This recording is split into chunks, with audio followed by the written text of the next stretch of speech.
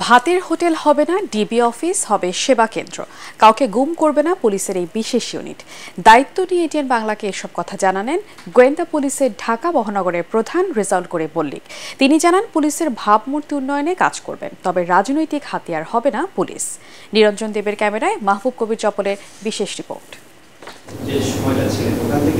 1998 সালে পুলিশে যোগ দেন বিসিএস 17 ব্যাচের কর্মকর্তা রেজাউল করিম মল্লিক, কিন্তু 19 মাসের মাথায় তাকে চাকরিচ্যুত করা হয়। 2002 সালে মামলা করে চাকরি ফিরে পান তিনি। পরে আবারও বঞ্চনার শিকার। তার ব্যাচের কর্মকর্তারা অতিরিক্ত আইজিপি হলেও তিনি থেকে যান এসপি পদেই। 5 আগস্ট পট পরিবর্তনের পর ডিআইজি পদমর্যাদায় তাকে ঢাকা মহানগর গোয়েন্দা পুলিশ ডিবির প্রধান হিসেবে দায়িত্ব দেওয়া হয়। 17-18 বছর নিষ্পেষিত, নির্যাতিত, নিপীড়িত, অবহেলিত, অপমানিত হয়েছি বিভিন্ন স্তরে বিভিন্ন কর্মকর্তার দ্বারা। অনেকে ট্রল করতো যে ডিবি মানে হচ্ছে ভাতের হোটেল, কেউ কেউ বলতো যে হারুনের ভাতের হোটেল। এটা কি ভাতের হোটেল থাকবে নাকি সেবা কেন্দ্রে আসলে পরিণত করবেন আপনারা? এখানে কোনো ভাতের হোটেল, চাইনিজ হোটেল বা চায়ের হোটেল কিছুই থাকবে না। এখানে সেবামূলক প্রতিষ্ঠান থাকবে। মানুষের সেবা করার জন্য যা যা প্রয়োজন আমরা তাই করব। ডিবি অফিসের মধ্যেও আয়নাঘর দেখেছিলাম আমরা। সেই আয়নাঘরটা কি এখনো থাকবে নাকি আসলে ডিবি অফিসের স্বচ্ছতা নিশ্চিত করা হবে?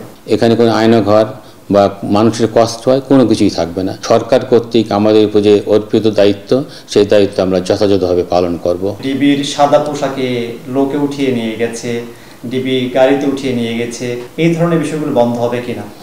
অবশ্যই আমরা চাই না গুম খুন কোনো কিছুর সাথে জড়িত হওয়ার জন্য। ছাত্র জনতার অভ্যুত্থানের ফলে যে একটি স্বাধীন বাংলাদেশ আমরা পেয়েছি, বিশ্ববরেণ্য ব্যক্তিত্ব নোবেল বিজয়ী প্রফেসর ডক্টর ইউনূস স্যারের নেতৃত্বে আমাদের মাননীয় স্বরাষ্ট্র উপদেষ্টা মহোদয় তাদের নির্দেশাবলীতে আমরা আমাদের কাজ করে যাব। আমরা চাচ্ছি ডিবি সেবামূলক প্রতিষ্ঠান হিসেবে সারা দেশে এবং বিশ্বে যেন ব্যাপক পরিচিতি পায়, একটি সেবামূলক প্রতিষ্ঠান হিসাবে আমরা সেভাবেই কাজ করে যাব।